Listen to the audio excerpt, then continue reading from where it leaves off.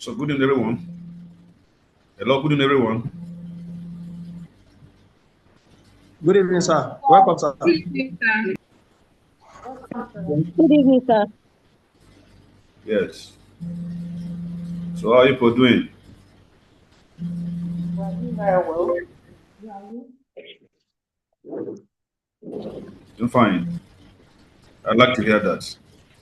All right. So I'm trying to share a screen. I don't know whether you are seeing it. Yes, we can. You can see it, sir. Okay. All right. That's fine. Um,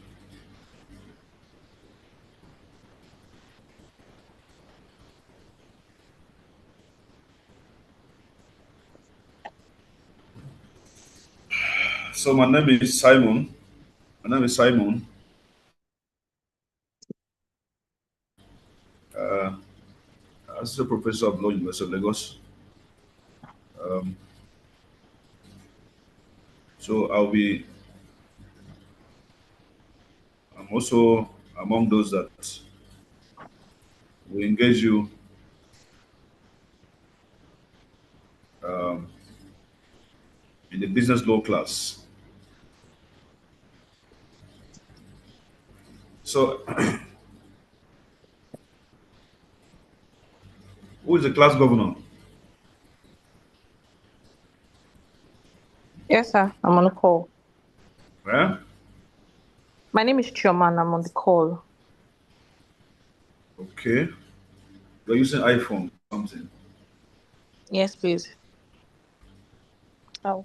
Okay. Let me add you as a co-host so that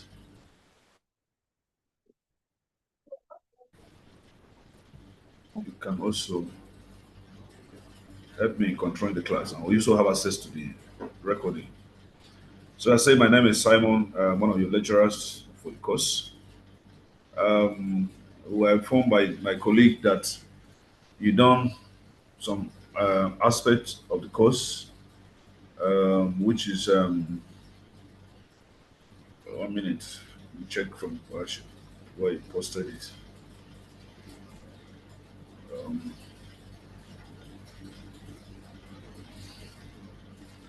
yeah, so they have discussed the various forms of business associations, sole proprietorship, partnership, incorporation, one-man company, and also the concept of agency, um, the nature of company, legislation and regulated businesses and things like that. So we are supposed to start with law of contracts. So, the by the nature of your profession as business people, you will have cost to deal with or enter into transactions with different persons on daily basis. By the way, this lecture is for how many hours? What's the time frame for the lecture? 2 hours, sir. Sorry? 2 hours. Awesome. Okay. Okay, all right, that's fine. So, as I said, as business persons, yeah, you have costs to deal with, um, transact with persons, on daily basis. And one thing that is fundamental when you are dealing with someone is that, in the business context is that it has to be voluntary. So whether you want to supply or you want to employ or you want to purchase or you want to hire or you want to consult, it has to be voluntary. In other words, you cannot force any person to do what you like in a business setting. At most, what you can do is that you can persuade, you can convince, you can represent, some convincing position that will convince that person to join you in that transaction. So on daily basis, we enter into transaction with one person or the other. Even with University of Lagos, which I'm representing now, is based on agreement. you have an agreement with University of Lagos, which is to the effect that you need MBA certificate for whatever reason. The university promise that they can give you that, provided you pay the school fees, and you observe all the rules of the university, they will give you that. And I believe that's why you are here. And so you didn't compare the university, or didn't force the university to go into this relationship with you. Neither did the university force you to go into this relationship. But here we are. So, it's the nature of, we're looking at this, you know, daily interaction that as businessmen and women, which you go through every day. We're looking at that interaction or that relationship from the eyes of law of contracts. Remember that there's so many aspects of law dealing with so many issues. And the perspective of law that we're looking at, in this class is law of contracts. Now, essentially, um,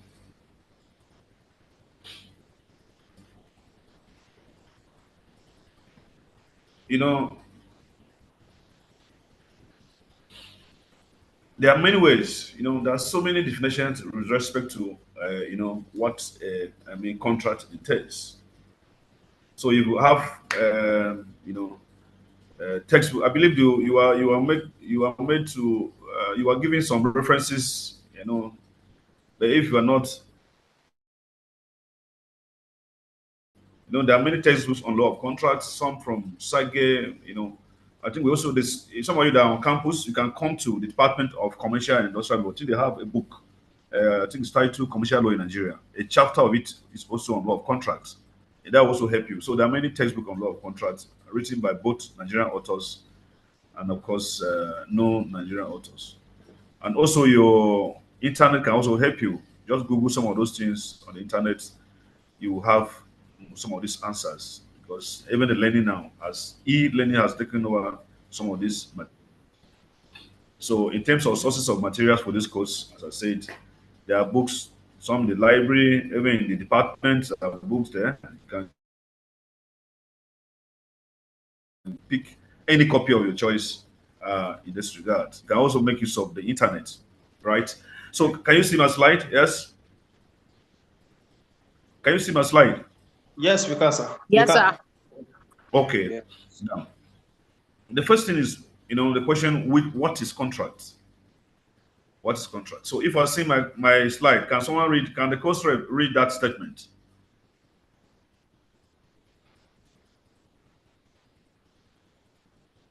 Can the Okay, class a someone read that statement? contract is an Okay. agreement between two or more persons which the law will enforce.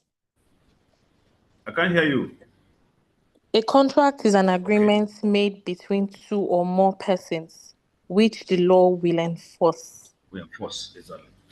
So, that statement, we have to take time to dwell on it, because it's very critical for us to understand what exactly we're talking about here. I started by giving you the background, the fact that as businessmen and women, you go into so many agreements on daily basis. So many agreements. You can just, if I ask to list 10 agreements that you have entered into today, or this week, it will be multiple. Some are business, some are church related, some are friends related, some are family related, some are religious related. So many of them. Some are international related, some are local. So you go into this on daily basis. Now, but then what we are looking at is not law of agreement. We're saying law of contracts. Now, but in defining contracts, we're using agreement to define it. So it's important for us to understand why it is just agreement. Because if you are saying agreement, even the damn food driver knows the meaning of agreement. Even the Okada driver, as someone else sang a song, agreement, right? So it's easier for someone to know when you say agreement, law of agreement. It's someone to okay agreement. People go into agreement on a daily basis, so there's a law that guide that. It's straightforward, right? But calling it law of contracts. Now, so that suggests that there could be an agreement that is specially made. It will have features, and those features will make turn that agreement into a contract. It will not just be an owner agreement again. It will turn that agreement to a contract, such that not all the agreements that exist that did not, have those qualities of that which is known as contract. Then it could be an agreement, but it could not be a contract. Let me say it again.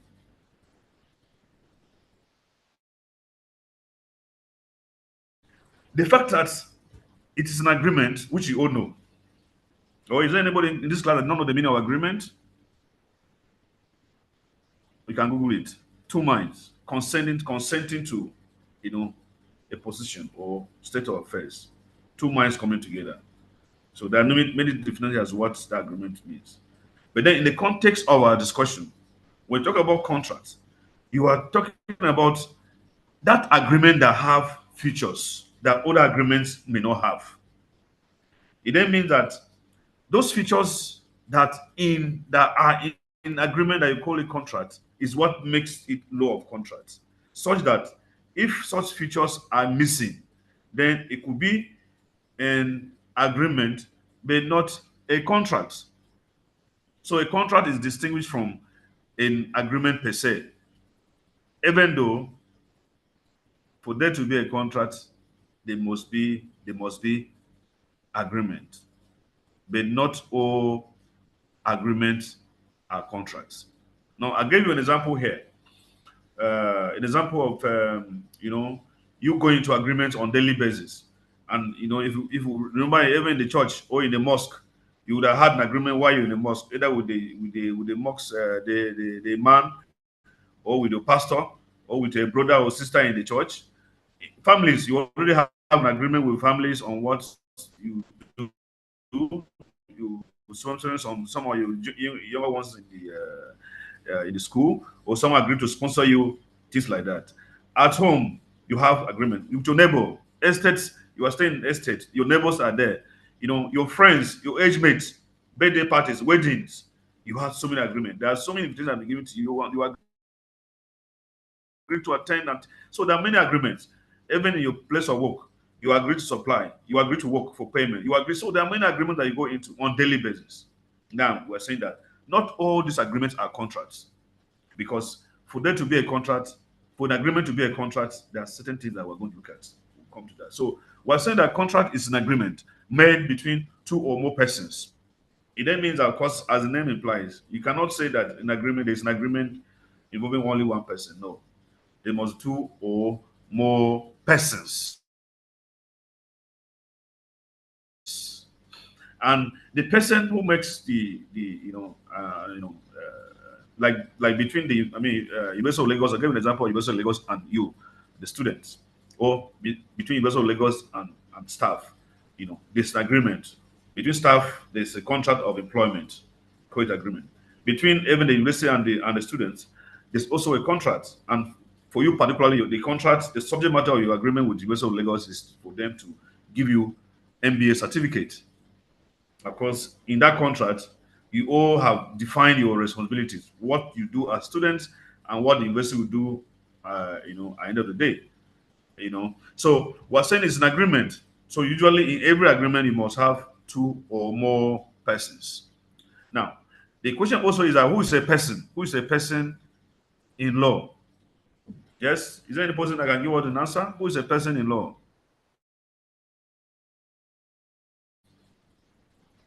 Who is a person in law? Can you hear me? Yes, sir. Yes, sir. We can hear you, sir. Okay, but fine. That's fine. That's beautiful. Good. So, who is a person in law? So, the class governor. Maybe I'm not reminding you of your duties. This MBA class, busy guys, busy girls, busy persons. So one of the duty of class governor is that if I ask a question and the members are quiet, they are too busy to answer, then it behoves on the class governor to provide the answer. Is it not what is in the? Is it not part of the what is in your terms of appointment letter as the governor? So I'm not aware of that. Okay, I know you deny that one. So just assume that is one of your duties anyway. So as a way person, in law, a person, a layman to a layman, and that also remind me. I hope you know that in the law class, you are all lawyers. I hope you are aware of that. You are also not aware of that.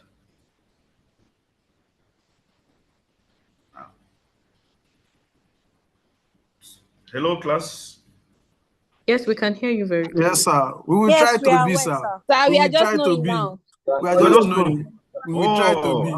sorry, maybe Prof would have forgotten because what I usually do is that the first thing I do in a class like this to my students outside the faculty of law is like I call them to bar.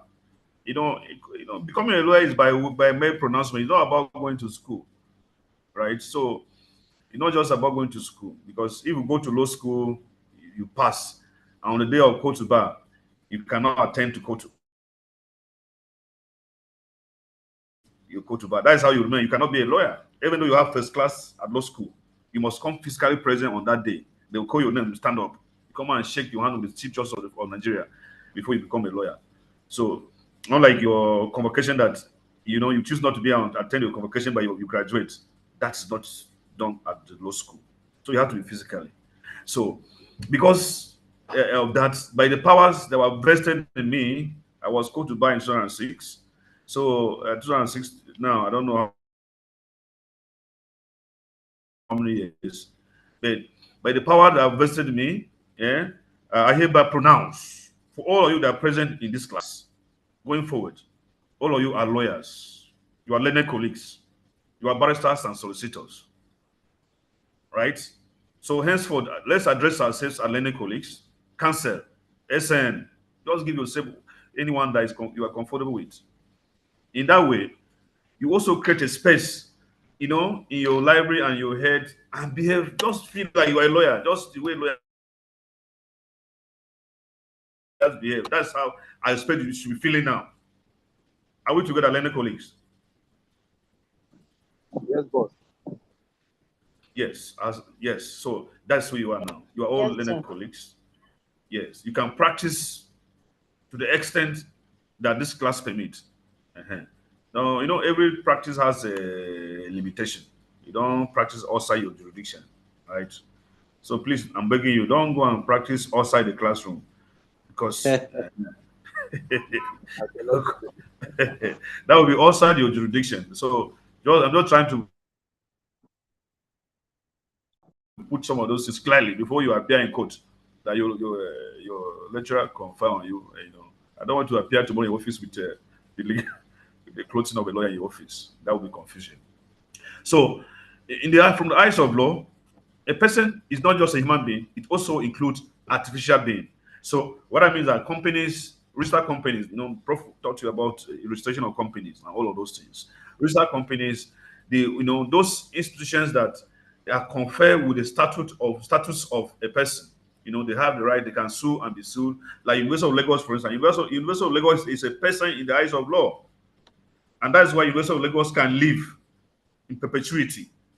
So even the staff cease to be, University of Lagos will still exist. If the student cease to be, it will still exist. The student will come and go, the staff will come and go, University of Lagos will still remain because it's a person on its own.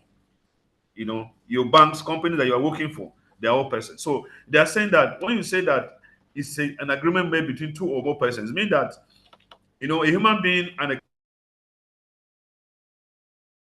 company can enter into a contract, or two companies can also enter into a contract, or two human beings can also enter into a contract. So I just wanted to have it at the back of your mind. Also, we are saying that which the law will enforce. It then means that where two or more persons come together, they enter into an agreement. But that agreement is the one that the law will not enforce. Then that also cannot be a contract, even though it will be an agreement, right? So, you know, enforcement, when you say that which a law enforce, or what the law can enforce, it means that,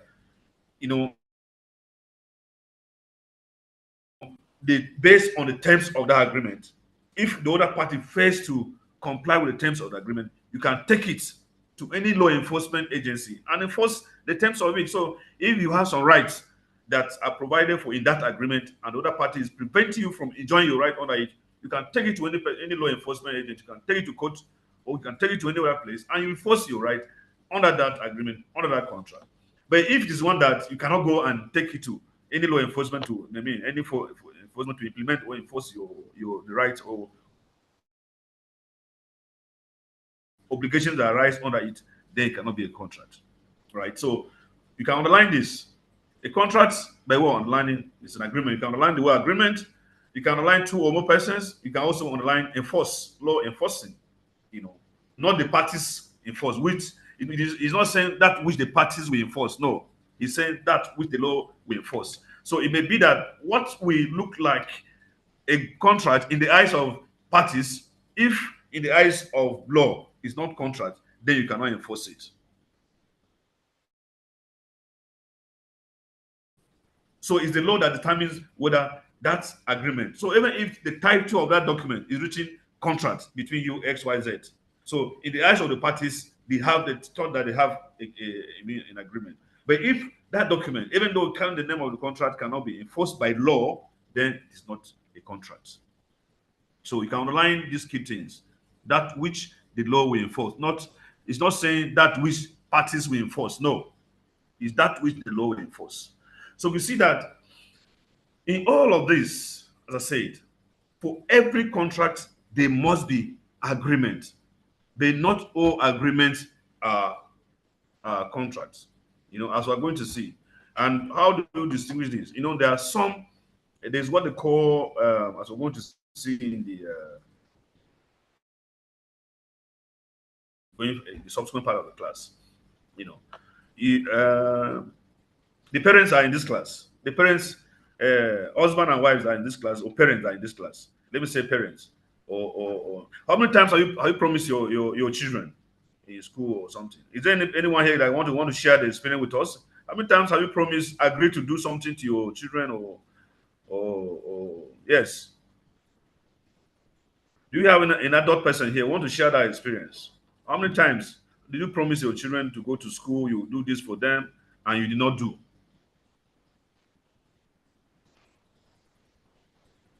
Are we here?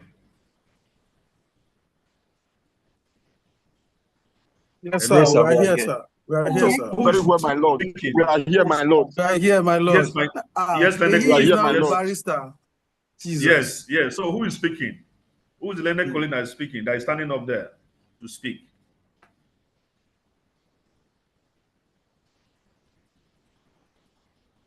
The class governor. You can answer that question. You can. There's no hand that is up. So Please, I didn't get the question, sir. yes, Barrister SN. Yes, I didn't get the question, sir. The question, sir. SN. I'm asking that. Okay. Now, how many times you promise your son or your relation that you do something that your son or your daughter that you do something they didn't do? Have you ever had agreement with any of your family member before? Very well, sir. Uh-huh. So do you perform the agreement?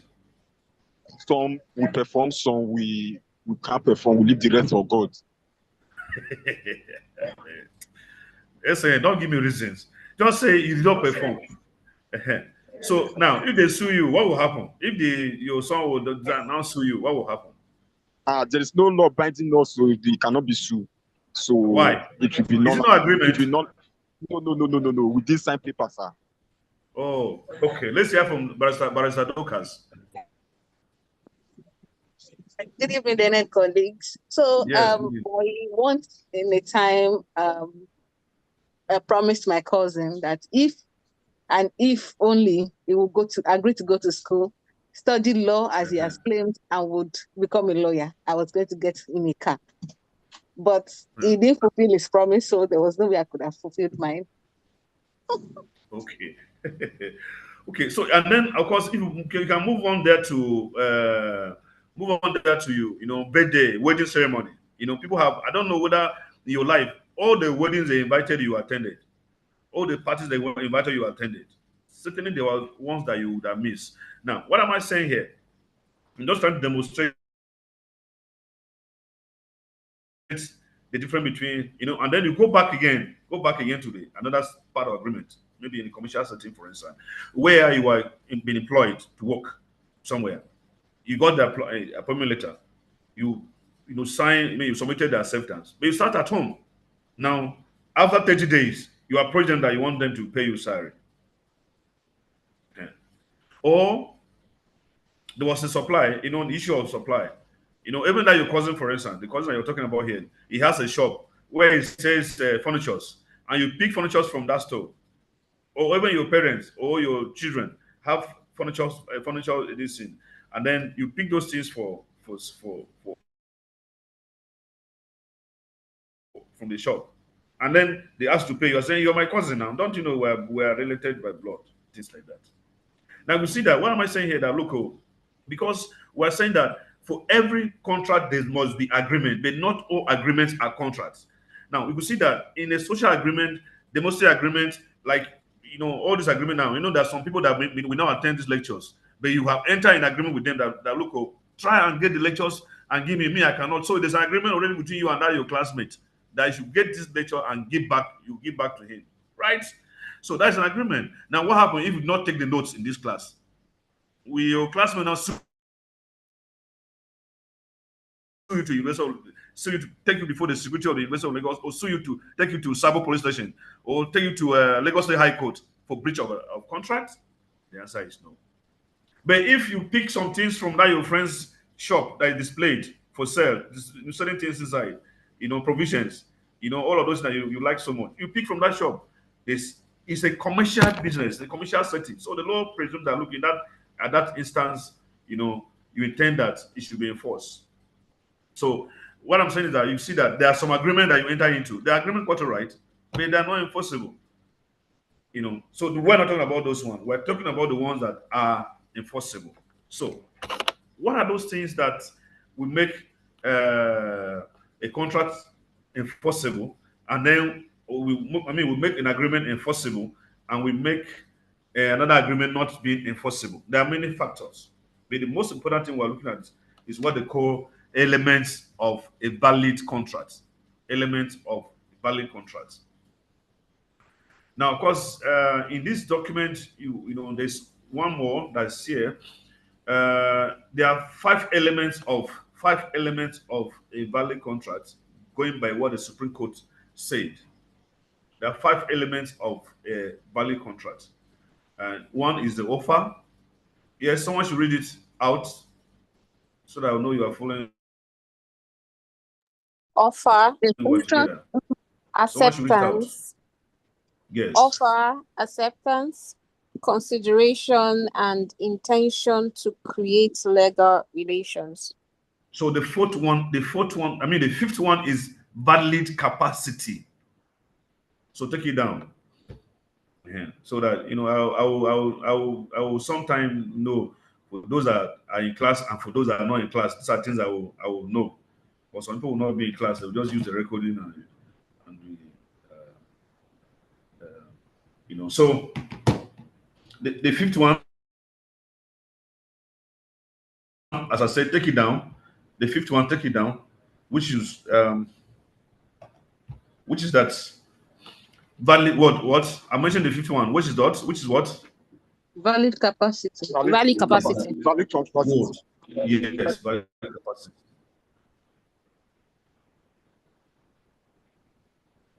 Yes, valid capacity. So I assume, once you're a lawyer, so many things are presumed. All lawyers are learned. So I'm glad that there was no objection. So all of you, no objection, my lord. So I know all of you are lawyers, and because you are lawyers, so many things we presume now. So I presume that offer, acceptance, consideration, intention to create legal relationship, and valid capacity. So what am I doing here? Just to remind you of what you know.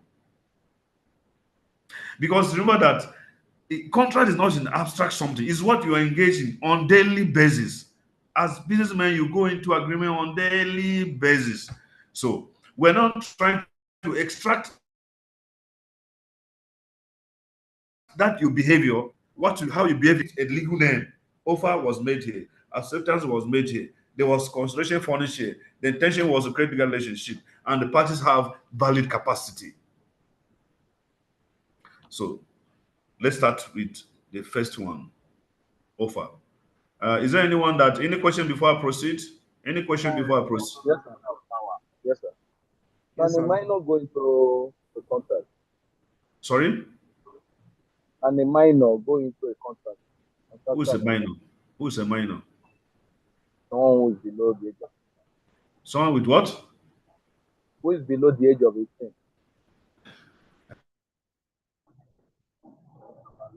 So we'll discuss that under capacity, right? Do you require very urgent answer, or otherwise we'll take it under valid capacity?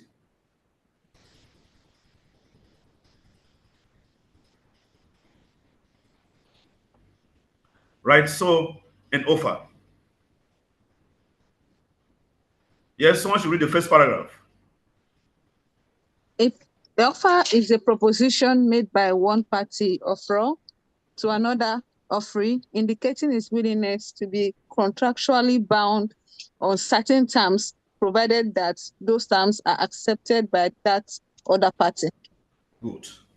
So there are many ways that you can explain this. If they ask you, what is an offer?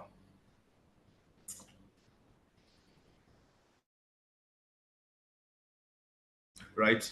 So we're saying here that an offer is a proposition, is an undertaking, is a statement.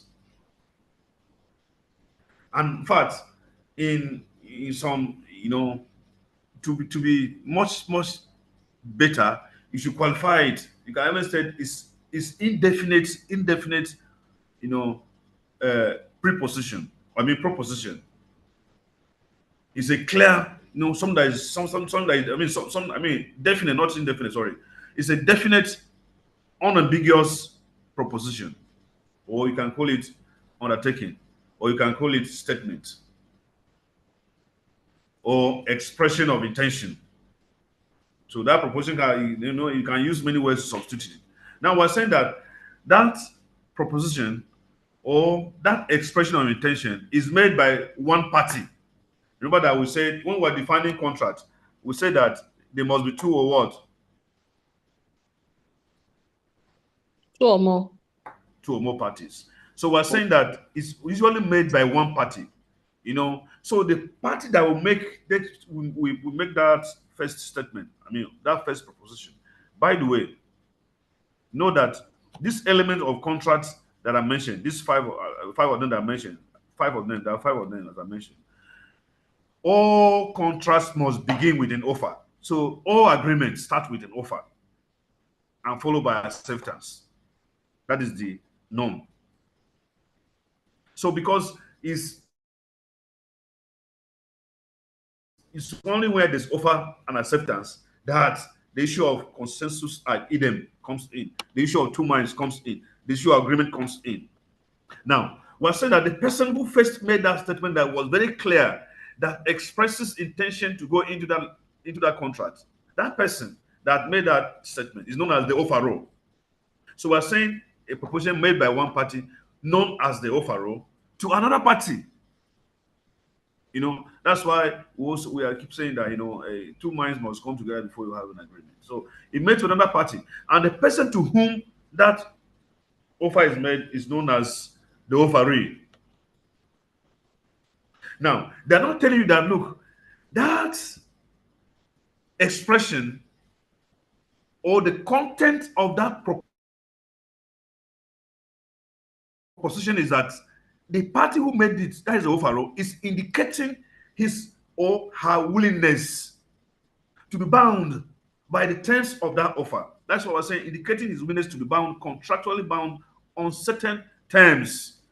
So when the offeror, make that proposition or the statement to the offeree, there's usually some terms that we have it, and the the implication of that is that it's saying, look, oh, I'm willing to be bound by my words, provided you also accept the terms of my words. So every offer will come with words, right?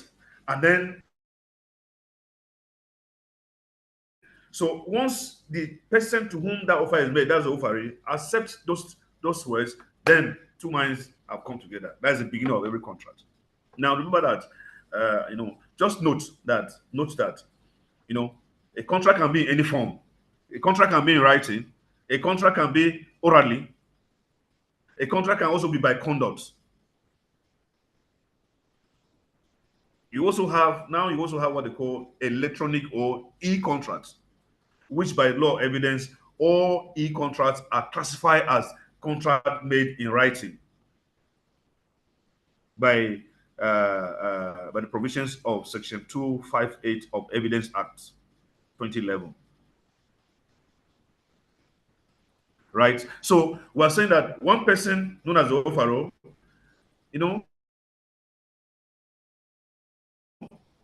had made a proposition to another person known as the offeree, indicating the person indicating is the offeror. So it's the offeror that makes the offer. So he's indicating the willingness to be contractually bound on terms, provided that those terms are accepted by the other party. The other party here is the offeree.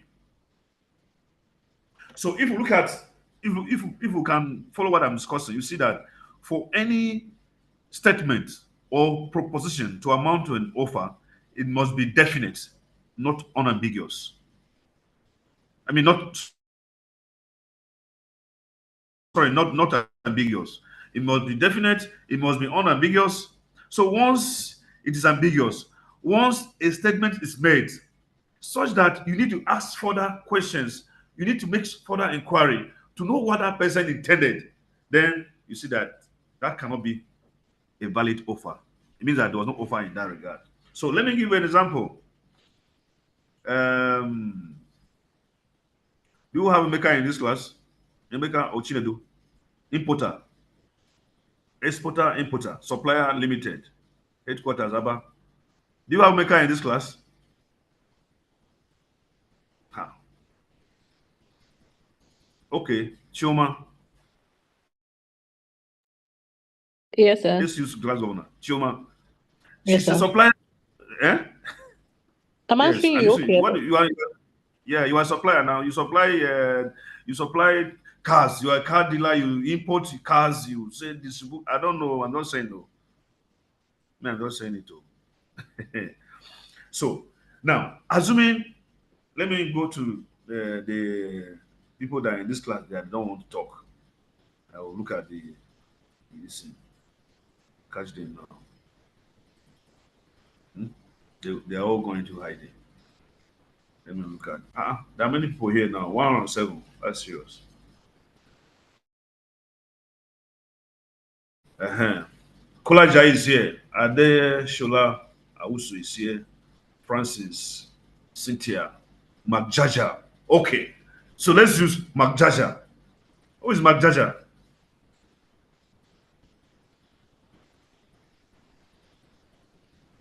Hello. Who is McJaja? Class gone. Don't tell me that some people here are ghosts. So maybe they just log in and they disappeared. No, Magdada is in the No, class. I'm here, sir. Okay. McJaja is here. And I can't. Is that McJaja? Yes, sir. Good, good. That's fine. So I'm not. Yeah, thank you, thank you.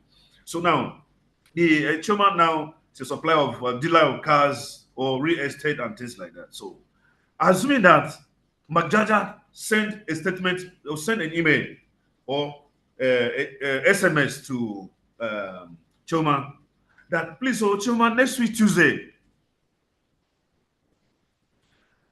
my company have a request that you supply them Toyota SUV vehicle. Toyota SUV vehicle. Choma, that's the request you got from Magjaja. So assuming that the similar that Choma you got from Magjaja, is that so? Which one? Which of the which Toyota will you supply to Magjaja?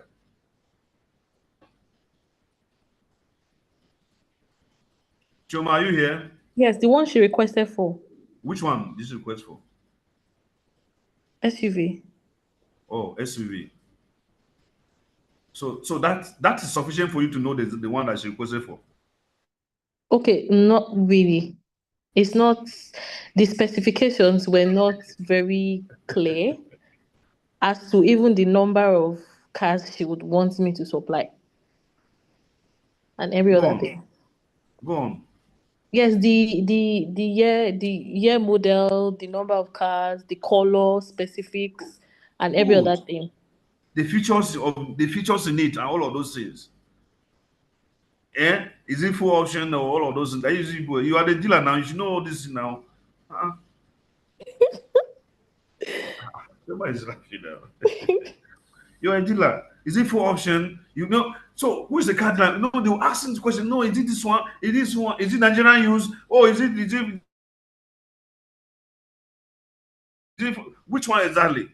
So it means that that statement that Magdalena made is ambiguous. Why? Because you need to see ask further questions to know what exactly she has in mind. That means that that cannot be an offer because it's not definite. It's not conveying with certainty what she has in mind.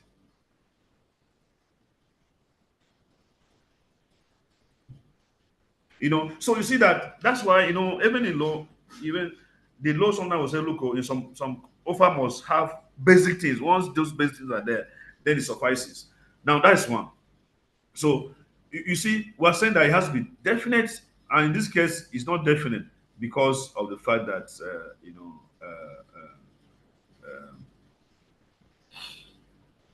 you need to ask further question. So that's why I'm saying that it has to be what clear. Once you leave some doubts in the minds of the other party, start thinking, what do you mean by this? What do you mean that? Then it cannot be. Of course, also know that it has to two or more person who has been involved. The person who makes the offer is known as the offeror. The person to whom the offer is made. So between Magjaja and Choma now, Magjaja is the one that made that sent that SMS. So Magjaja is the offeror. Why Choma is offeree? They were saying that in this case, but you see that in that statement itself, it means that Magdalena is willing, is indicating the willingness that look, I will be bound by the terms if you provide me that car. Even you see that even in that statement, the price is not mentioned. Why? How much are you willing to buy? All of those things are not there. So you can't just carry car from this thing and start coming when you don't know. When you have different SUV cars, SUV in your car, different years, different years, and then different prices. So certainly you must ask her further questions. It means that that statement that she's asking at that beginning cannot be. So I could have said, willingness to bound by terms of. So each offer must have terms. Those terms, the offer can be also just because a contract can also be orally, it can be in writing, it can also be a conduct. An offer also carries the same thing. An offer can be made in writing, an offer can be made orally, like the way we're discussing here, you can call someone and say, this is what I want. Of course, an offer can also be made by conduct. It can be made to one person, it can be made to two persons, or it can be made to a group of persons. So an offer can be made to a whole class, the whole of MBA. If I can make to them, it can make to a whole of University of Lagos students, it can make to the whole world, like scholarship. You advertise scholarship to all the students of Nigeria. It's still a group, and all of those ones. It can just be that offer can only just be made to only Choma, that will be sufficient. And where it's made to only Choma, it means that it's only Choma that can respond to it. If it is beyond her and to the whole class, it means that any member of the class can also respond to it. So offer can be made to one person, two persons, group of persons, or even to the entire public, the entire members of the public, as the case may be. But what we're saying is that those terms of the offer may be orally, may be in writing, may also be by conduct, and of course, it is based on those terms that are clear that the other party, the offeree, we accept, and once accept, then the contract comes into existence. So that's what we're saying here, that look, an offer may be made expressly or implied from the conduct of the parties. It may also be made by a particular person, and of course things like that. So now, how do we demonstrate this? To demonstrate this, we start with the case of Kali versus Carbolic Smoke Ball Company. Kali is what? Carbolic Smoke Ball Company. Yes. So someone should go online quickly. Just go online quickly and get this case. I give you 1 minute. I give the class 1 minute. The fastest finger. Yes, sir. Who will it? Let's share it. The Khalid versus Carbolic Smoke Ball Company, 1892. The Carbolic Smoke Ball Company advertised that it would pay €100 to any person who used its product as directed and still contracted influenza. Mrs. Khalil used the product as instructed and still contracted influenza. The company argued there was no binding contract. The court held there was a valid unilateral contract. The company advertisement was an offer to the world, and Mrs. Kali accepted the offer by performing the condition. Okay. Yes, sir. This is where that's the end of what I got, sir. Okay. I think maybe. Okay, so from what I got from my end here, it went further and verified the key aspect of the cases. So there was a unilateral offer where the advertisement was as a unilateral offer, meaning it was an offer made to the world at large, which could be accepted by anyone. And then there's acceptance by performance, which indicate that Mrs. Khalil's use of smoke ball as directed in the advertisement was insufficient acceptance of the offer. Then there's consideration. The court found that the inconvenience and expense incurred by Mrs. Khalil in using the smoke ball as directed constituted valid consideration for the company's promise. Then intention to create legal relations. The companies claimed that they had deposited €1,000 or £1,000 in a bank to show their sincerity was seen as evidence of their intention to be legally bound by the advertisement, not mere puffery.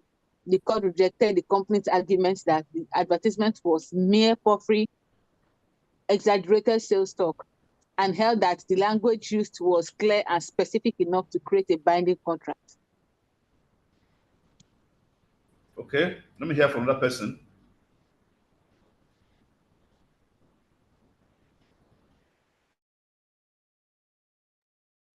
Hello, yes, sir. Yes. Other counsel in the house. Other lawyers in the house. Barrister Yeah, from my... Nigeria. Hey, SN. Sir, mine is a question, sir. I want them to finish. You have really laying ambush for me. This is serious. Yes, I've not heard. Can I read my own side? Yes, go ahead. Khalid versus Carbolic Smooth Ball Company, England, 1892. Experts analysis. They said one of the most fascinated commercial cases in English law. Khalid Carbolic Smoke B. All coal is a remarkable example of a contract being successfully enforced without consideration, even though there was no power agreement between the parties involved.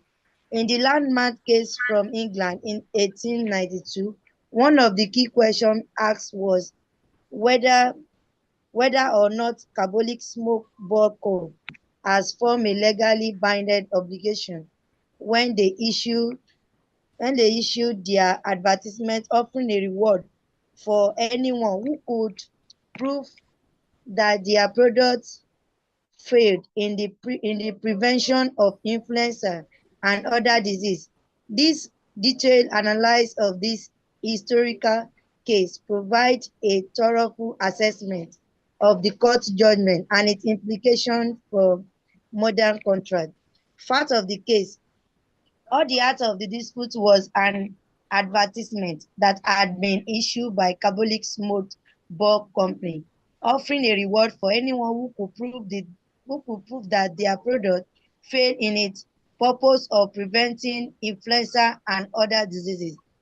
The advertisement include the language of an offer stating that 100 euro would be Okay. paid to anyone who followed the instruction and still contracted influenza or any other disease.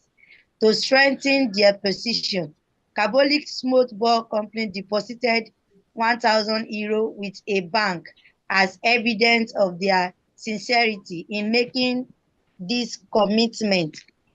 Mrs. Callis responded to the advertisement by purchasing one of the smoke board and using it 3 times a day as instructed. Subsequently, Mrs. Callis contracted influenza and its hand proceeded to sue Carbolic Smoke Bulk Company for the reward that was promised in the advertisement. Legal issue. The court had to consider whether or not the advertisement issued by Carbolic Smoke Bulk Company constituted a legally binding offer that could enforce even without consideration and without any power agreement between the So parties. let me help here. All right, sir. I urge you to go and read the case because it's very important.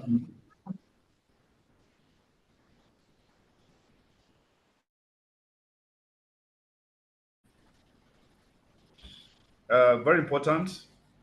You cannot um, you cannot know this. You cannot be complete here. In this course, without knowing this case. So everybody, because even your exam, assignment or exam, you cannot avoid this case. So go on, read it. Just there are so many versions of it online. But let me just paraphrase what this is talking about here. So there was a time in the UK where people were, this cold, an influenza, cough, was almost killing people. So a company advertised that they have a product known as Carbolic Smoke Company. They advertise that they have, a drug, and that once you purchase that drug and you take it as prescribed, the influenza will go, that cold or cough will go, and then that. So this advertisement was made to the public. In fact, if you Google this, you can even see a copy of that advertisement that is online. You can see the original form in which that advertisement was made, and it was that advertisement that became subject matter of discussion that were going on here. So they advertised, a company that has manufactured a new product, a new drug, was advertising. And they said, look, we're advertising to members of the public, any member of the public that will take this drug, and still is still caught by the influenza, that will pay the person £100. And now, they went further to even say that, look, they have deposited with their bank £1,000, so that any person who will buy that drug, use it as prescribed, and see caught influenza, the person will be paid £100. And they have deposited 1,000 to their bank in that regard. So Miss Carly bought the drug, use it as applied, and then still caught the influenza. And so he now sued the company, claiming that pound, money that the company made as provided for you. Now, the company now refused refused to pay her the £100 on the grounds that there was no valid contracts. So you see that's why I'm saying that this case, so the court had to take time to analyze whether, in fact, there was no offer, there was no valid offer, and because there was no valid offer, there was no acceptance, and because there was no acceptance, there was no contract, and so the court had to take time to go through it. That's why I'm saying that it's a must read for all of you. You must read it to go through and understand what the court said up to the House of Lords. Remember that even in Nigeria, for instance, you have hierarchy of courts in Nigeria. For cases involving companies, for instance, either from state high court or federal high court, from there to court of appeal, from court of appeal to Supreme Court. So even in the UK, the same thing. They have lower courts, they have court of appeal, and they have the House of Lords. House of Lords is equivalent of Supreme Court in Nigeria.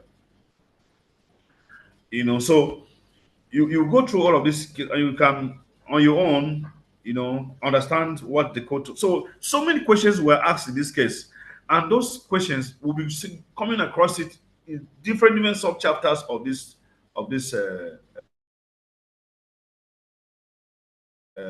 of law of contracts. Now, on the issue here was one of the arguments that came into place here was that in that advertisement they used the word any member of the public. They didn't say Mrs. Kali. They didn't make, so the offer was made to, in the advertisement it was any member of the public, and there's nobody like any member of the public, and so Ms. Kali cannot say that she's the one that responded to it. In fact, they even argue that they only made advertisement, so they did not intend that the contract, those terms of the offer should be binding on, or those terms of the advertisement should be binding on them. In other words, to them, that advertisement is not a valid offer. So there are many things. The argument that look, you cannot make any contract to the public and things like that. So there are many of those arguments that came into play. So the courts have to resolve them one by one, one by one, one by one, and we're going to look at all those ones. Of course, the question here that, can you make an offer to the public? The court say yes, you can make an offer to the whole public.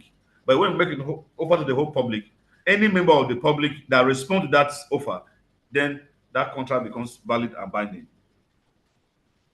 So if you go through it, let's look at it from the side of University of Lagos and you, Chilma, or any of you in the class, for instance.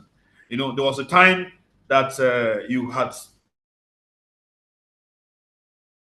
finished your first degree, or how many degree you have, then you now saw somewhere, either online or in newspaper, University of Lagos was advertising MBA programs. There was an advertisement. You applied either online, as the case may be. Maybe they also went through interview. The university now gave you admission letter. You also responded, maybe acceptance. I don't know how you went through it. And today we're in class sitting together. So in all of this analysis, at what point can we say that an offer was made, and who made the offer?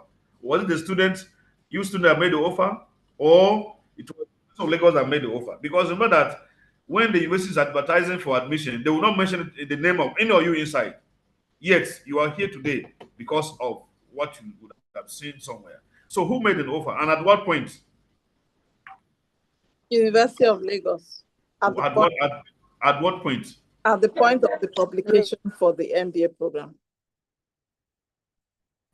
So that publication was at the point of that publication in the newspaper, or in the publication for admissions. Yes. Right? That's your own perspective. Okay. Who else has his own opinion? Yes, sir. Yes. At the point of giving you admission, that's when the offer was made. At the point of giving you admission letter, that's when the offer was made. Yes, sir. Okay, who else?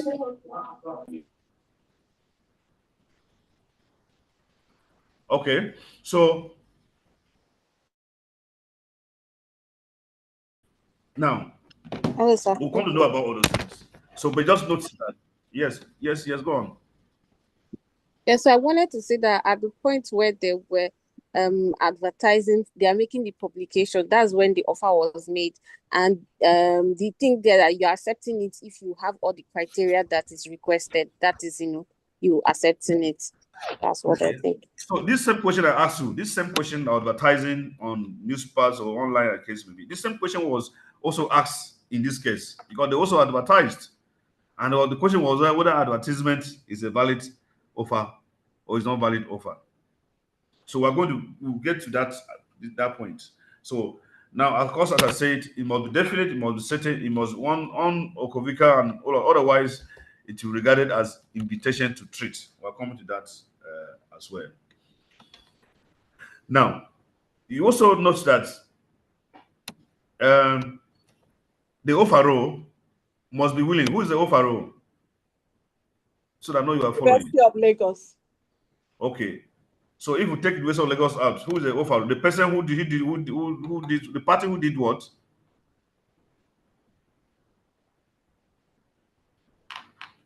The party who did what? How do you describe an offeror? Who is the offeror? The person that made Party who makes the offer. The person who made the offer.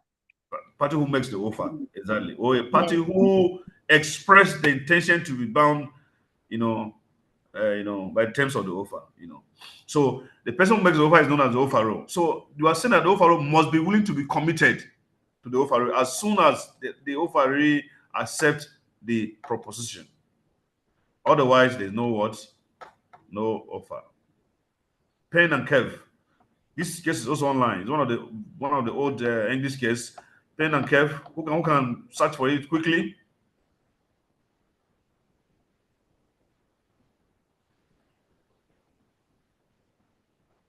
Quickly.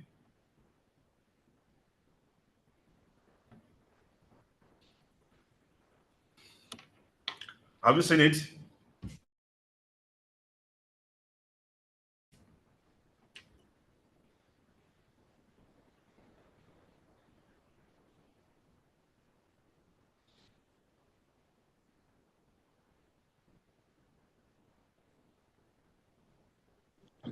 Yes, sir.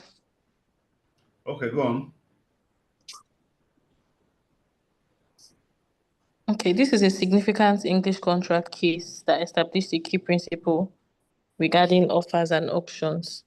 So the case background, the case involved an auction where the defendant, Cave, bid for goods being sold by the plaintiff, Payne. However, before the hammer fell, that is before the case was finalized, Cave withdrew his bid. Now, the dispute was that Payne claimed that Cave's bid was a binding contract and Cave was obligated to purchase the goods. Cave argued that he was free to withdraw his bid before the hammer fell.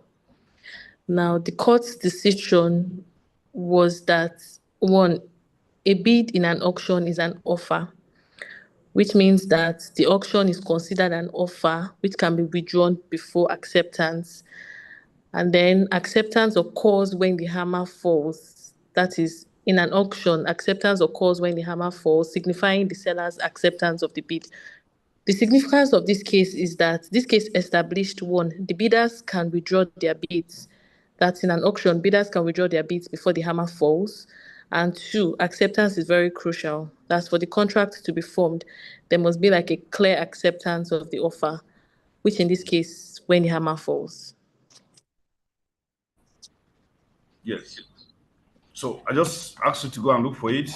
Now, so it must be willing to be committed. The other one is that the offer must be made by a capable person. That's what we're saying about the valid capacity. It must be made by a capable person. It must, the issue of capacity. Capacity could be the issue of age, could be the issue of authority, the issue of mandate, at all of those things. So for company, for instance, the capacity of company is determined by the memorandum of the company, because the memorandum, one of the a part of the memorandum is the object clause. That is the purpose for which a company is formed. So, like UBA, First Bank, Zenith Bank, all of them, if you go to the memorandum, it shows that they are into financial services. That's why, no matter how rich Zenith Bank is, you cannot give Zenith Bank contract for construction of bridge, or contract for construction of road, or contract for construction of underpass or flyover, or construction of vessel, even though they are rich. Why? It is because the object of Zenith Bank is not to construct vessel. So if you enter into a contract with them that is upside if they make offer, or you make offer to them that is outside of those, it means that they lack the capacity. So in terms of age, it varies with the contract, and also the nature of the contract, because it has to do with either whether the contract is a contract of necessary, or is a contract of non-necessary. So we come to look at that, the subsequent. But we're saying that offer was made by a capable person. You can read that case as well. Also, an offer must be communicated. It must be what? Communicated. You must communicate. In other words, silence. Silence does not amount to acceptance. We're going to look at that. That will be in the context of acceptance anyway. That silence, orderly would not, for purpose of acceptance, silence will not amount to acceptance unless it is construed to mean acceptance. But then, for offer, we'll say that offer must be communicated. So, Mark Jaja, yes, am I correct? You cannot. Yes, sir. Yes, so you cannot make an offer to Choma and then you keep inside your office. So you want Choma to submit the cards to you. You wrote the letter, but you keep inside your office. Or you wrote SMS that you want to send to Choma. You didn't send it. You still kept it on your phone. It's there. Or let's assume that maybe when you send, because even the law has moved now. If you send the message, SMS, and it's saying deliver from your own side, but it's not didn't deliver to Choma. Was there any communication? This is things that happen. You send an email to somebody, from your end, showing that he has gone, but the person say, "I have not seen your email or SMS or WhatsApp chat," as the case may be. I have not seen it. So all of this are governed by law. Of course, that's a different thing entirely. If we're discussing e-contracts, and all of those ones, or a person that goes to ATM machine to withdraw money. When you go to ATM machine to withdraw money, you see the machine blinking with that light there, blue light.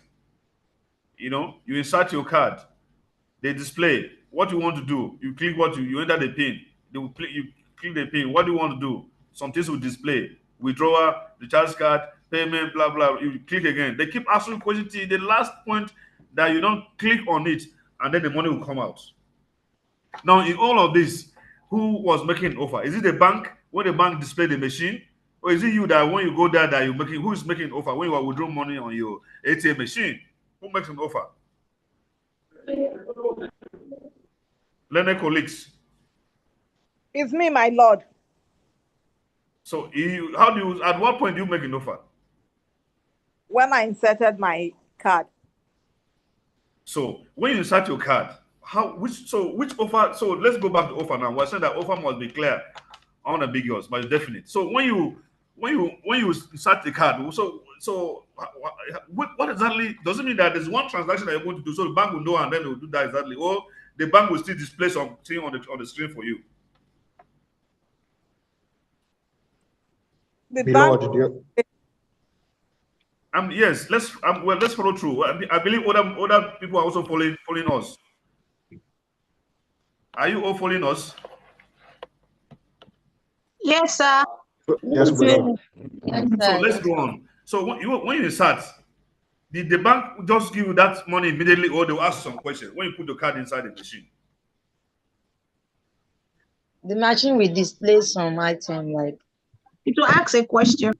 that's a question, savings, current, and some other stuff. Good. That means that you see, they're still setting your mind what you have in mind to do. What exactly do you want us to do? That means that just the main putting of that card is not an offer. Otherwise, because when you say that offer, it means that the bank would have know what you have in mind and respond in accordance with what you have in mind. But once they start asking you a question on that screen, it means that you are not arrived yet. They are not still not clear as to what you want.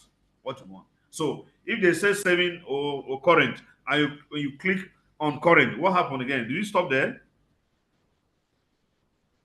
No, my lord. Okay, what do you do next? I tell them whether I want to.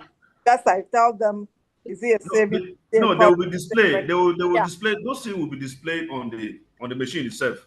Once you Yes, click so on the ones I want. to display. So well, what I'm saying is that look, if somebody that tomorrow morning or tomorrow when you go to work, try and use ATM, copy down those stages, and then in your subsequent class, I'll ask the same question. I'll ask the same question. Try to understand at one point an offer was made when you are using a machine of that nature. Or when you're buying goods in the supermarket using your POS, using POS. So we come to that. So but we're saying that offer must be communicated. You must communicate. Excuse me, sir. Yes. So, sir, I just wanted to, from the information that you have given us, I remember making use of ATM machine recently. So I'm just thinking that, is it possible that the offer is made at the point where I select the amount I want to withdraw, say, or I want to withdraw 5,000 naira. I think that is where the offer is made. I don't know if that's correct, but that's my thinking. Yes. So that's why we're all learning now. Oh, we're learning. Yeah, all learning. But you know the answer. You also know the answer. You want to get the answer yourself. But you also know the answer because you see that at that point, that was when the bank knew that this is what you had in mind, and because what you had in mind at the beginning when you put the card in the machine, you had in mind 5,000. But look at what you went through. You went through all of those things until when there was certainty. Remember that's what we were saying that look, the element of offer number one, it must be definite, it must be certain. So it's when you press that five, it's when you got to the point that you press 5,000 that the bank now knew, oh, certainly this is what you want. So it means that all the display on machine is it offer all of those ones are all invitation to treat, invitation to offers. What they call you can invite people to come and let's negotiate. Preliminary stages, no contract comes and lands automatically. No, there are stages that you take. As someone was saying, the married couple, they saw someone in church singing, and then they greeted, and then from there the pastor joined. So they give you a long journey of how they started before the pastor joined them as couples. There's always preliminary. So even in contract, even in agreement, the same thing happened. So it's not everything that is done in those contract that is an offer. No, some are just preliminary stages. Some are just what they call invitation to treat. Now, but at the point of if there's an offer, you know, and that's once there's an offer, that's the point of no return. That's the beginning of the contract itself. As someone was saying, also issue of football. When you are watching football, there's time for warm up, or what they call warm up, or what they call it, where the players will be playing with both themselves. They can always score against their own goalkeeper and things like that. But when the whistle is blown, that's the beginning of it. If a player decides to catch the ball by the hand, that would be handball. If you decide to score your goalkeeper, that would be own goal because the business has started. So even in contract, the same thing happened. But then, because those stages will not have the names written on it, that's where the lawyers come in. Lawyers are engineers, they are social engineers. They are social engineers because, an engineer, like a mechanic, for instance, when you go to mechanic that your car is having problem, you give the mechanic the car, surrender the car to the mechanic. So you now bring tools and begin to check what happened to the car. And then, if you bring that tool, it didn't work, you drop the tool. And Try another one. If that one too is not working, you drop the two until you get the two that can solve that problem. That's what engineers, mechanic also do. Now, to lawyers is the same thing. There's a social problem of agreement, determining whether there's an agreement here. You can't see those names written on it. Oh, this is Mr. Offer, this is Mr. Acceptance. No. But as a lawyer who is trained with those skills, you now use the rules of law, rules of contract. Know that okay, this based on your understanding of contract, this is where an offer has started. And if you get it wrong, it means that everything that follow that was built on it will also be wrong. But if you get it right, that oh, this was where the offer was made, and this is the person that made the offer, you know that the next one will be acceptance, and then you know whether that offer was accepted or not. So there could be a situation whereby, so we're going to see whereby University of Lagos are giving you admission. You wrote our accept admission, but the school fees is too high. Please reduce the school fees for me. Or the cars, someone has supplied the car to McJaja, and then he said, no, I will accept the car, but the price is too much. That cannot be, because you are valuing changing the price, because that wasn't what was there in the offer. So I just want to note that, as a social engineer, you cannot have a transaction that will name itself, this is offer, this is acceptance, but it's left for you in your head as a trained lawyer, someone with skills of contract, know that, oh, at this point there was a definite, offer. And that's why, if you could observe, in every transaction there are series of correspondence. Some of you that are working in busy companies or high profile companies, before in one transaction, you have series of some of this communication may last for over 2 years before before that transaction will now mature. You'll be communicating, going for meeting, traveling, going here on the same thing, and you may do that for next 2 years until. So if you add up all of these moments of meetings for 2 years, the question they will ask you: at what point, which day was offer made, and in what form? Was it in writing? Was it by conduct? Was it by orally, or what? So these are things that you have to pay attention to as business people, because at every stage of you dealing with someone else in business, it matters. So you have to pay attention to know that critical stages, so that if there's dispute, you can always apply rightly the rules of law in that regard. So it must be communicated. So if any of these rules are missing, then of course it cannot be an offer. It will just be that we are just at preliminary stages, or what they call invitation to treat.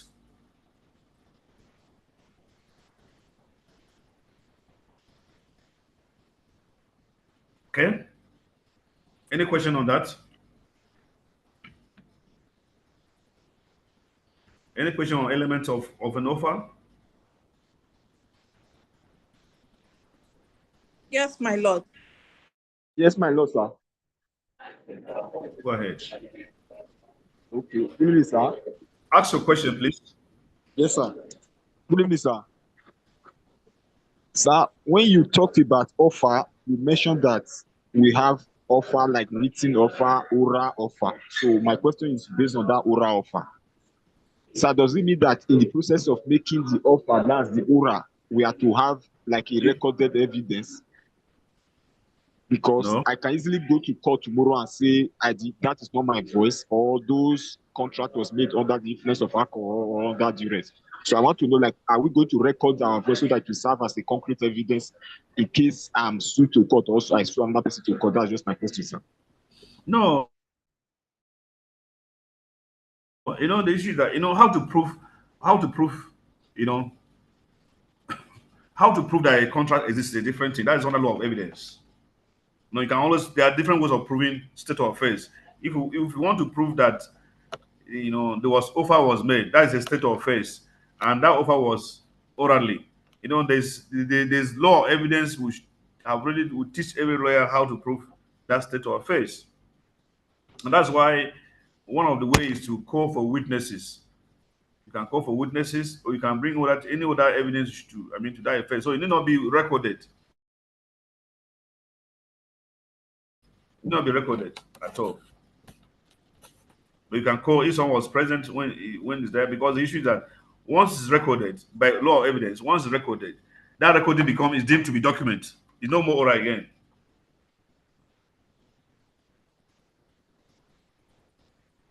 You understand? Clear now, sir. Very well, sir. Thank you, sir. Yeah, exactly. So that's why that when you go to do you usually eat at home or you also eat at outside? You do you eat outside? Yeah. This outside. He's not answering me. No, See no, this sir. one now. No, sir. As a prince, I'm not allowed to eat outside, sir.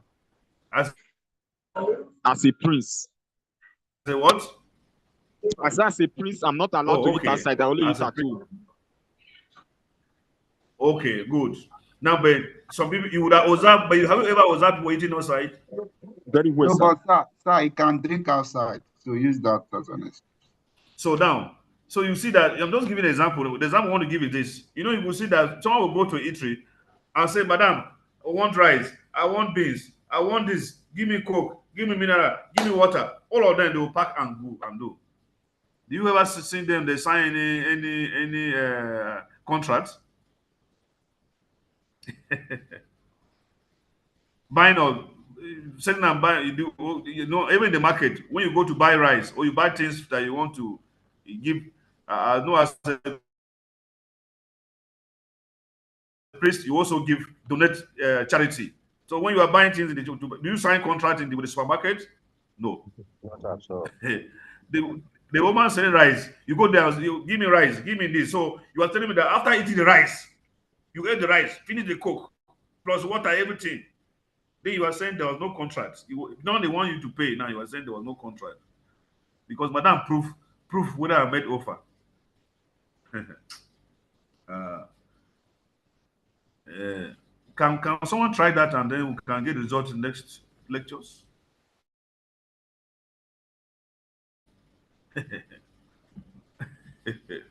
Barsahi, can someone try that? Adeniji,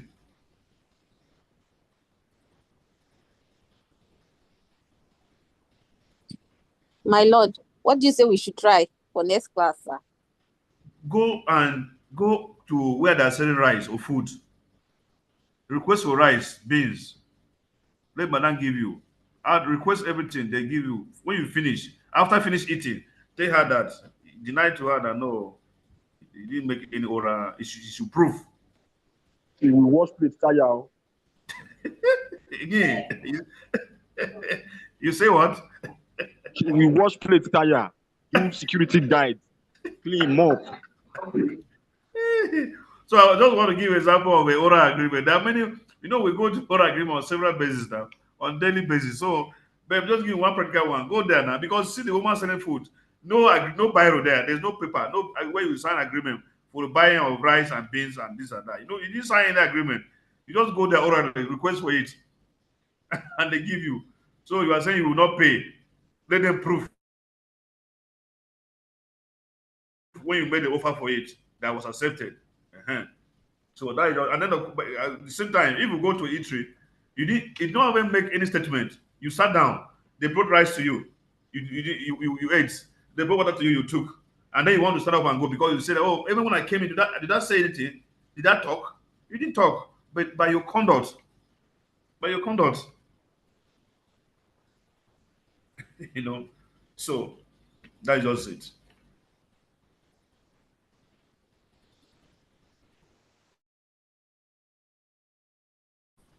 Okay, so let's go to the difference between. So what is the difference between an offer and invitation to trade? The distinction between offer and invitation to trade. So,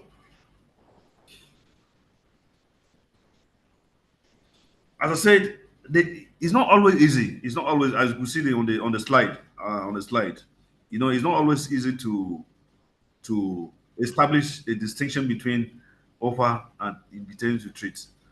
But then, one easy way that I'm saying is that look at for every contract, as businessmen and women, You know, contract will have different before it become it is matured. There's always there are several stages. You know, that's why I was asking you that time. Advertisement by the university, conduct of interview, screening at PG school, admission letter, you respond by paying school fees, and all of those ones. What about shares in the company? Stock shares. General Bank have advertised for, there's a prospectus for sale of shares in the newspaper. You saw it. Now you subscribe to it. You pay you say for the number of shares that you want to buy. You pay to that account, to the account that the shares were that you want to subscribe. Now at the end of the day, the bank say no, that this bid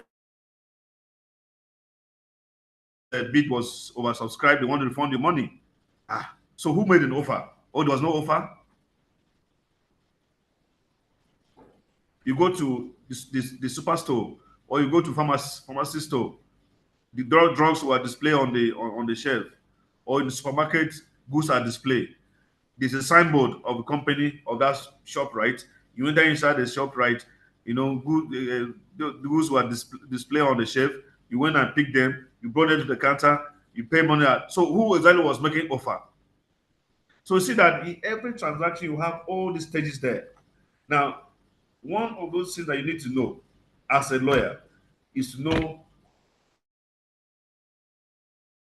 who makes an offer, because for every contract, the beginning is the offer, not the invitation to treat. In other words, you can invite people to come, but when you come, you negotiate. That negotiation may lead to an offer, or it may not lead to an offer. And you see that that's why there's so many transactions that you have started, but you didn't conclude anything because every party parted way. So you can negotiate that it do not lead to an offer. Now, so because of these difficulties, the law, there are some of those places that the law have decided to, try to demonstrate instances of an offer and invitation to treat. So one of them is advertisement. When there's advertisement, like what happened in Cali versus Catholic Smoke Company. Now, if you read that case, the court held to the fact that mere advertisement is not an offer. So, what I mean is that when you advertise, when the university, for example, advertise in the newspapers or online for admission, those are not offers. You are only inviting prospective offeree to come so that parties can negotiate,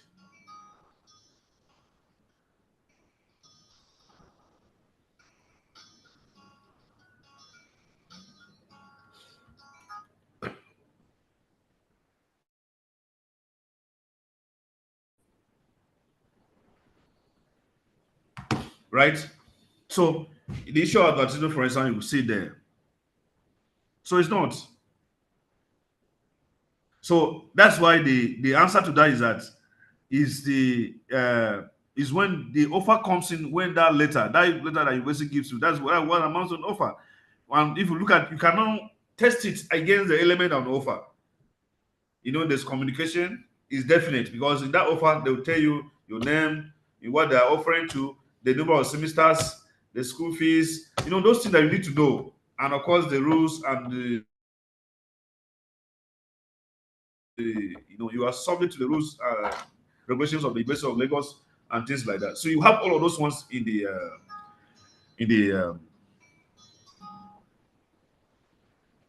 I'll finish by 8. I'm in class.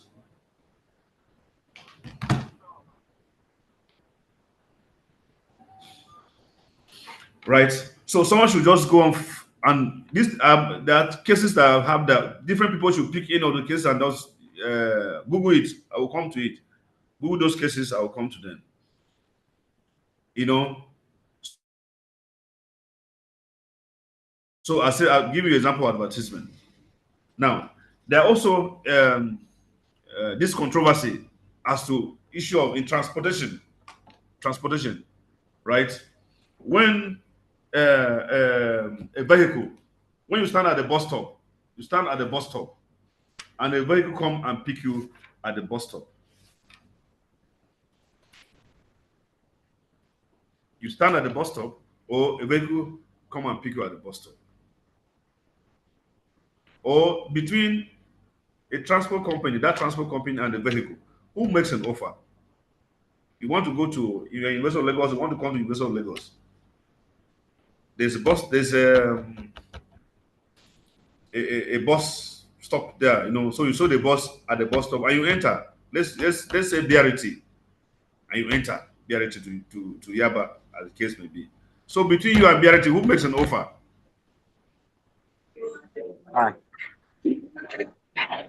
There was a contract that BRT driver will take you to Yaba where you are going. That's the contract. But who makes an offer? Is it the passenger or the bus driver?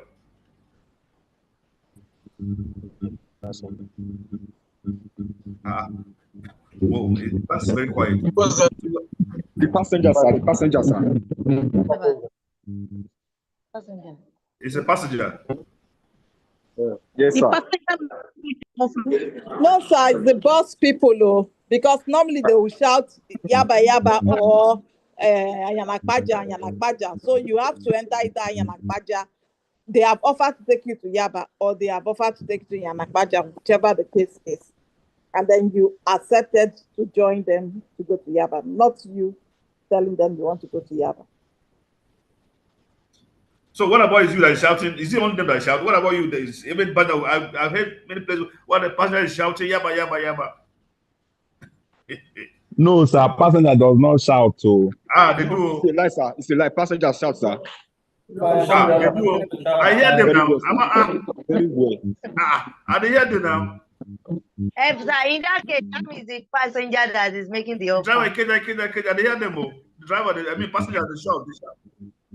But normally, okay, well I do. So it that's means that unusual one, my lord. See, one thing that you fail to understand: everything that you do in life is guided by law. So when you see those people standing at, if tomorrow morning you are going to work and see people standing at the bus stop, start thinking about offer and acceptance already. Start thinking about offer and invitation to treat. Those people that are waiting at that bus stop, who is making offer? Go and read it. Now let's take you to superstore. When you go to superstore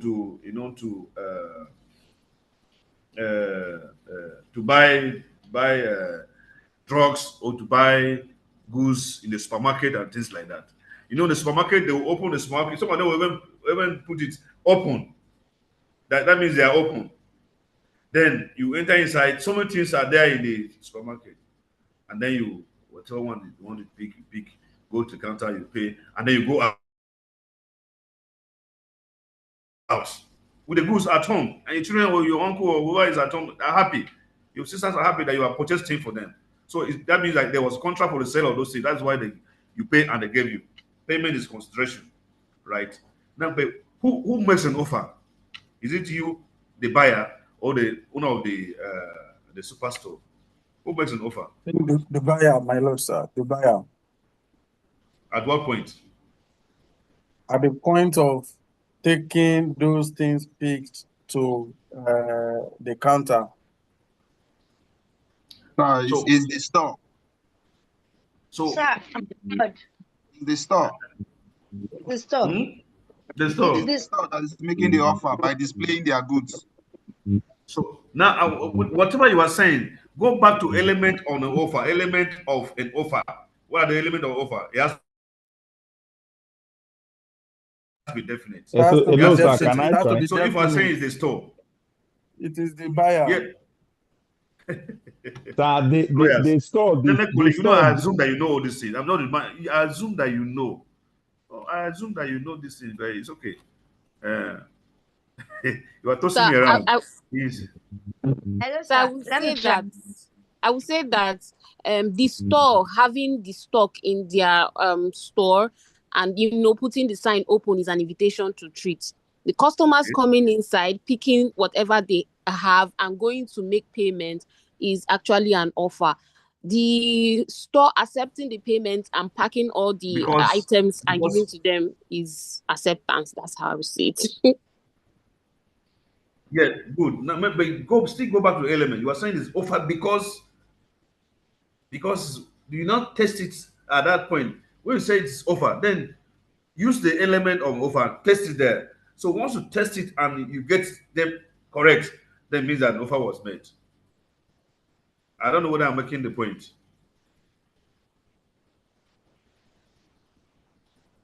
So if we display the goods, hello, one class, are we together? Yes, my lord. Yes, sir. Hello? Very well, Okay. sir. Very Yes, my well, lord. sir.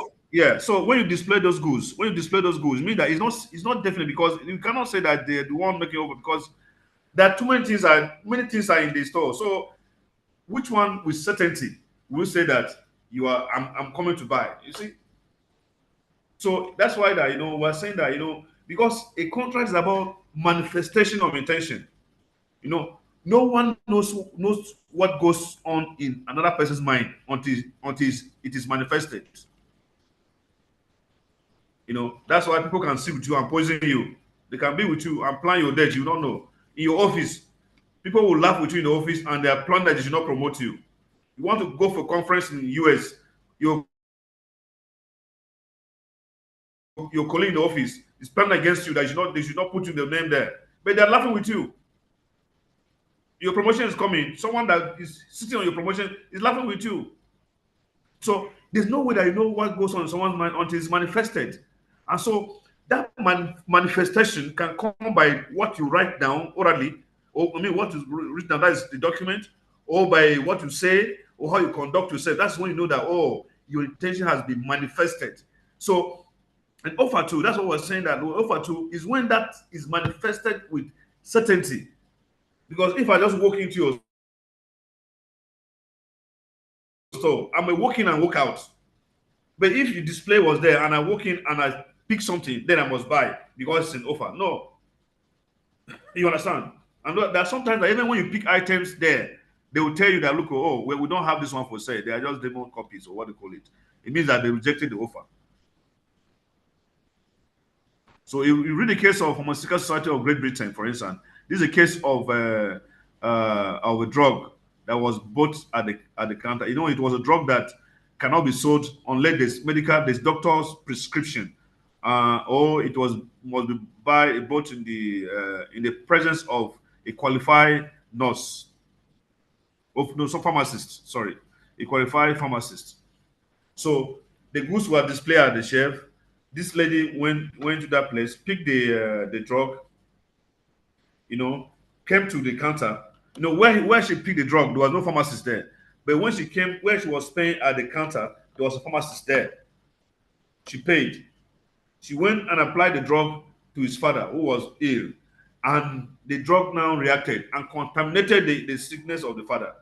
So he went and sued the petition, it was a petition against the boots cash chemists. Petition them, just like we have chemists, all these chemists around.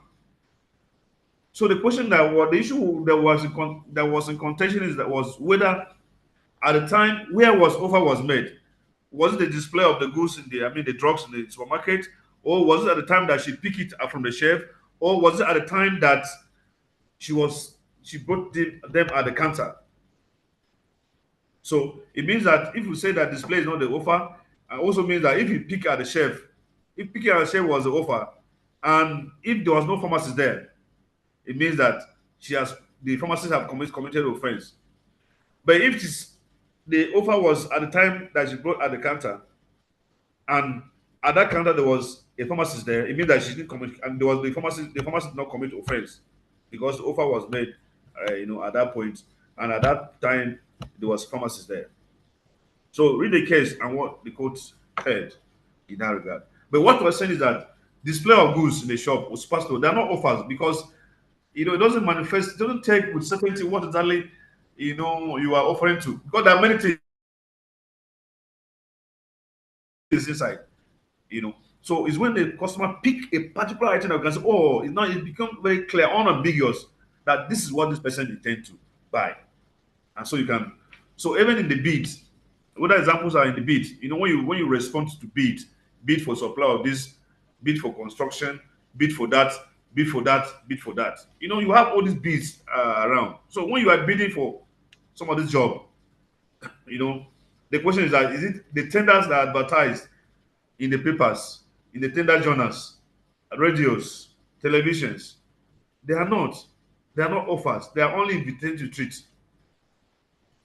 So it is a bid that is submitted by those bidders that amounts to offer. Because in that bid now you can know with certainty the slots that you are bidding for, the amount paid, all the details are contained in that bid. So you can see with certainty what exactly is the intention of that person. And so it's not left for you to accept the bid or reject. And that's why you could see that on one project, some people would have submitted their bid, but only one will be chosen. One. And that means that all of those other bids are just offers. So he may choose the one, accept the one that he wants to work with, and all of those things, right? The same thing with auction sales and all of those ones. So, ladies and gentlemen, these are things that you need to know.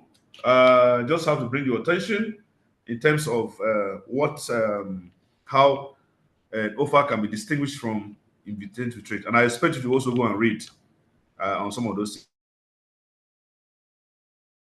things. But also note that an offer also have a lifespan. Well, it's not here, but let me just add it here. Just take note of this: termination of an offer. Termination on offer. An offer doesn't last forever. There are many things that can happen that will bring to an end the life of an offer. Should I mention them to you, or you go and find out yourselves? You are all learned. Mention it, sir. Mention it, sir. So, Are we not learned colleagues? Are we not learned colleagues again? Okay. we're under your tutelage. We were just called to bar today, sir. This guy's very funny. He say he just go to bar. So if I give you a case now, say no, my client, I'm just go to bar now. I can't do this case. You are very interesting. Okay, let me try. Right. So termination of an offer. There are many ways that an offer can come. One is by revocation. Revocation. REVOKATION. REVOCATION.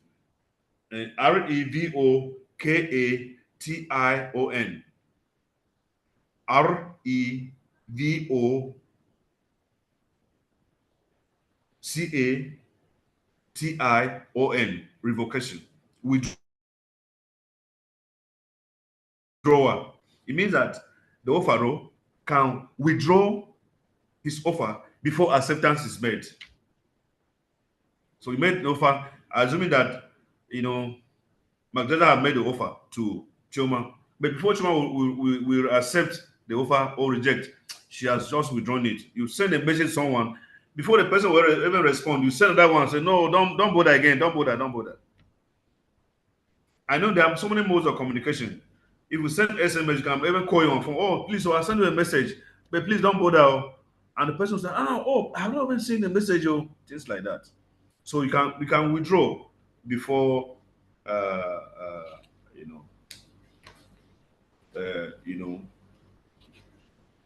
So it can also,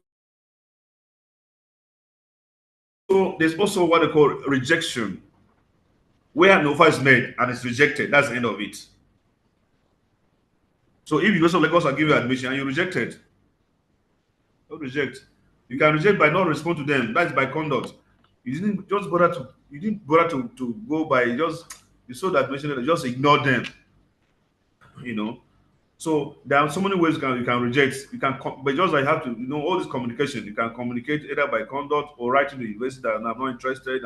So there are many ways that you can reject the offer. And then also by debt. So if there are some contracts that will require personal performance, contract of employment, for instance, contract of education, for instance, study. You are here studying personally. It's not about you can't say that you stop halfway and give your sister to come in for you and complete the study for you and give certificate to your sister. You can't work. It has to be personal. So there are some contracts once entered into, and the party decide to die. That's it. You decide to die, fine. That's the end of the contract. So it's only if it's a contract that survive the death of the other party. That's why the offer can still go on. You can, in that case, you can still accept even though the other party have died. And then the last one is lapse of time, where the time, if a contract stipulates time within which it should be offer, if the offer stipulates time within which it should be accepted, and you do not accept within that time, and that time elapsed. So I believe you had mentioned it as two. Or contract of employment, they say, oh, if we're okay with these terms of employment, accept within 2 weeks. So if you not accept within 2 weeks, the life of that offer will also come to an end. Right? So there are other ways too that will bring, you know,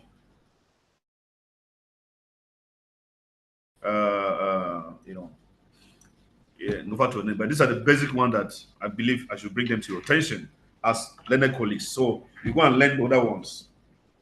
Okay, it's 8 o'clock, past 8. Cancel. Can we seek for adjournment? Can we join this matter? Or if there's any question? As the court pleases, sir. So who is moving motion for adjournment? I will do that, sir.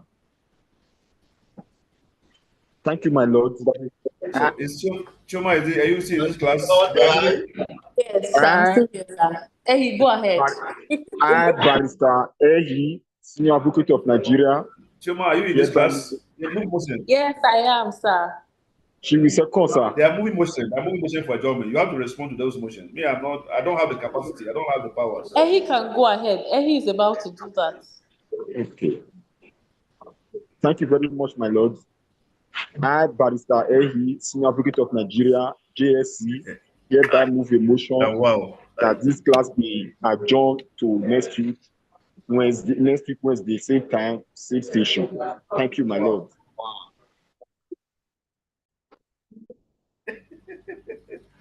So, Choma, you are the one in charge of me. I'm just a participant. So I second the adjournment, my Thank lord. you, sir. I second the adjournment, my lord.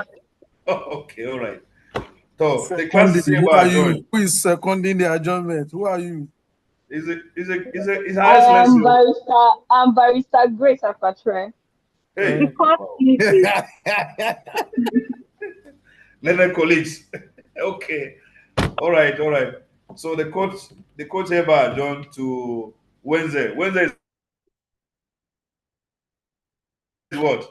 Wednesday is the what day of July? You have to give the date to. I don't want lawyers to argue with me. 2nd of July. 2nd of exactly. The court hereby adjourned to the 2nd of July, same time, same mode of meeting, right? Okay. Enjoy your week. Thanks, sir. Thank you, sir. Thank you, sir. Thank you so much. Sir. Thank you. Thank you, sir. Thank you. Thank you very much.